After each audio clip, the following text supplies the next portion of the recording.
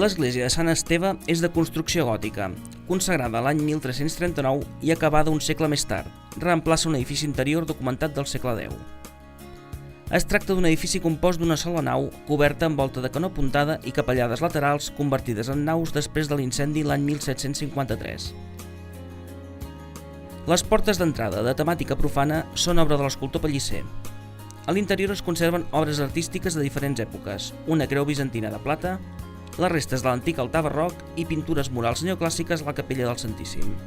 Un altre punt d'interès destacat és el Pont de la Vila, o també anomenat Pont Pinós. D'estil medieval i compost per dues arcades, es troba ben a prop de l'antic recinte emmurallat, proporcionant l'accés del nucli per sota de l'església de Sant Esteve. El pont s'alça sobre el riu Bastareny, un important afluent del Llobregat que neix a 1.077 metres d'alçada, a les fonts de la Dou, també dites del Bastareny, que es troben al terme municipal de Gisclareny, municipi veí, però amb accés des de Bagà.